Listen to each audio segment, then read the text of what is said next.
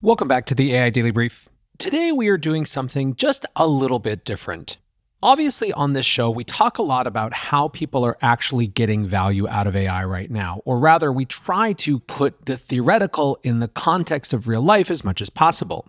And so I was really interested to see a case study recently from Norges Bank, which is Norway's sovereign wealth fund.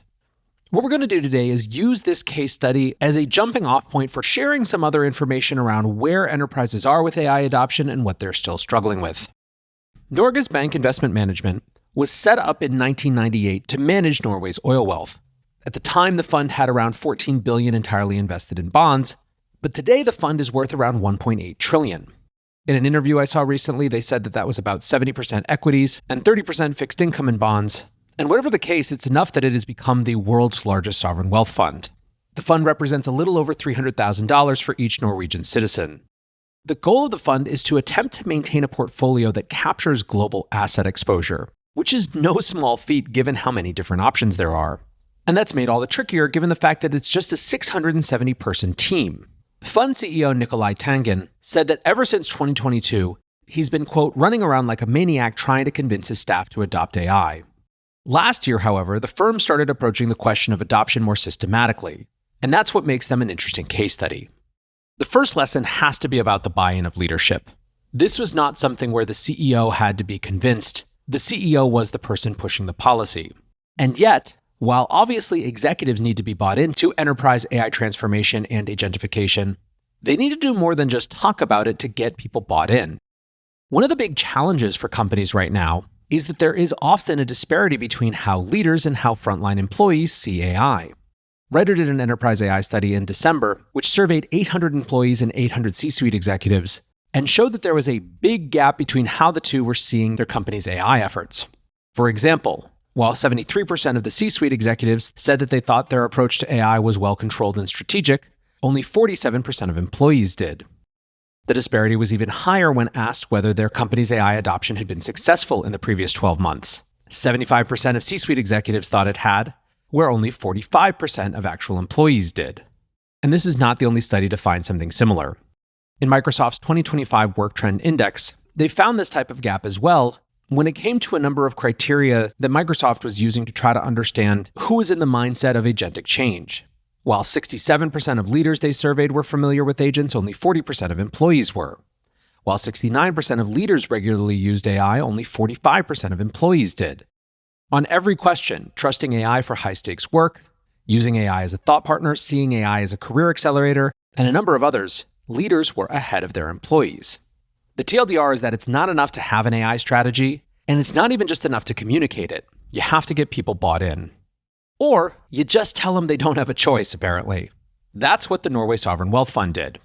Said Tangen in an interview, "It can't be voluntary. It isn't voluntary to use AI or not. If you don't use it, you will never be promoted. You won't get a job." However, it wasn't just a mandate.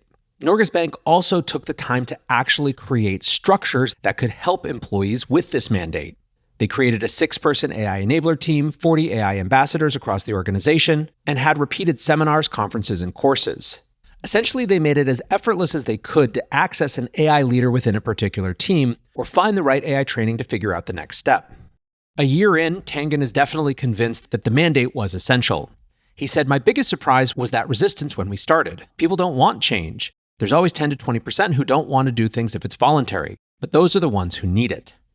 Now, one big blocker for the bank was that workflows were already set in place and difficult to disrupt. Analysts were used to doing things a certain way and had no guarantee that automations would work.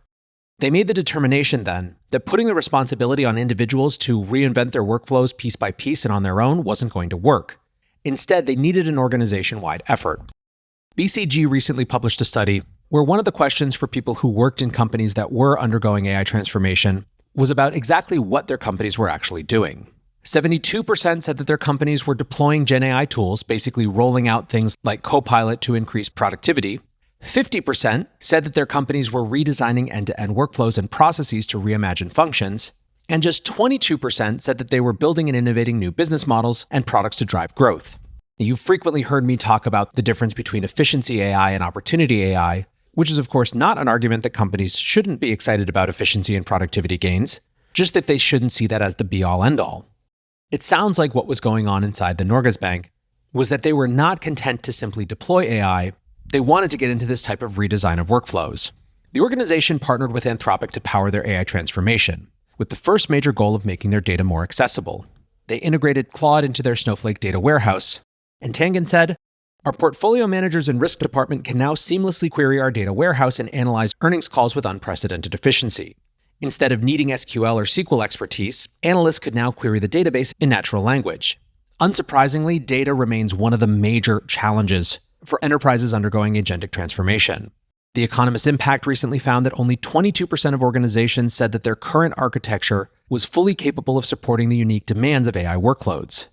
They also found a huge number of challenges with data, ranging from access control to privacy protection to data silos, and much, much more. One really interesting theme that we're seeing right now at Superintelligent as we talk to organizations is that the rise of Model Context Protocol, or MCP, is actually making some of these questions about data feel more accessible even to non-technical populations. MCP is basically a way to pre-wire different data sources and make it accessible to agents and LLMs in a standard and unified way.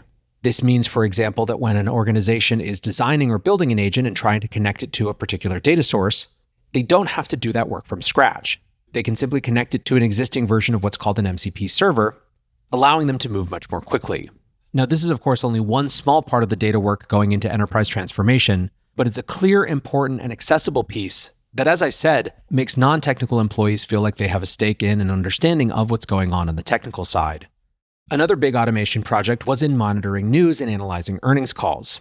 Norges Bank owns stock in thousands of companies across the globe, and they all report earnings every quarter, to say nothing of the news that happens in between. With Claude, they managed to automate all of the analysis. They generated transcripts from audio and used the chatbot to generate key insights, removing thousands of hours of tedious work. Claude also began to find patterns in the decision-making around earnings calls. By pointing these patterns out to analysts, they were able to recognize cognitive bias that caused suboptimal decision-making. Another interesting use case was in analyzing executive compensation. Given that it's a large shareholder in many major companies, they often get a deciding vote on things like how CEOs should be compensated. In one high-profile example, the company opposed Elon Musk's $56 billion Tesla package in 2024, with Claude helping make the decision. In fact, after testing the results against human decision-making, Norges Bank found that Claude lined up with 95% accuracy. A year into the process, Tangen said that Claude has become indispensable. He says that the company has seen 20% productivity gains, saving them some 213,000 hours a year. Now, for those looking to replicate this success, one thing to note is that some of the lessons learned have been embedded, presumably, into Anthropic's recently launched Claude for Financial Services. This is the first verticalized application of Claude that Anthropic has launched, but it likely will not be the last. In the age of agents, all of the trends that are on display in this Norway Sovereign Wealth Fund example are going to get nothing but louder. Every single study out there finds that people and companies just don't feel they have enough time to get all their work done, and increasingly, leaders are looking to agents as a way to fill that gap. Also, take a sample of any study on agent adoption in the enterprise, and you'll see a pace that mirrors or even exceeds the pace of general AI adoption. If Norges Bank shows what some of the near-term opportunities are, it's also very early, and we've barely scratched the surface on some of the challenges that we will come to face. First of all, most of these results were still largely in the co-pilot paradigm, where the agentic era brings entirely new types of challenges as human employees figure out how to interact with digital employees. An entirely new set of skills and a new way of thinking is going to be required to make the most of that era. And right now, I think upskilling programs are still largely stuck in the assistant paradigm, not focused on the agent paradigm. Capgemini recently asked executives what they thought the most important hard and soft skills were to harness the potential of agents. And on the hard skills side, it was data management, programming and software development, troubleshooting and debugging. On the soft skills side, it was decision-making, collaboration, and logical reasoning. What's clear from all the studies is that the more companies invest, the better their people do, and the more gains from AI they get. Going back to this BCG slide, they looked at the difference in companies who were just simply rolling out AI versus actively working to redesign workflows, and found just massive increases in the amount of time their employees saved, their employees' ability to shift to strategic tasks, and the percentage of their employees who believed that AI enabled better decisions.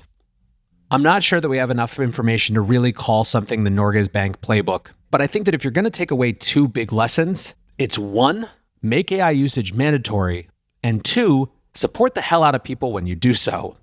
I will obviously continue to watch these experiments and share with you guys here as people share their results. For now, that is going to do it for today's AI Daily Brief. Until next time, peace.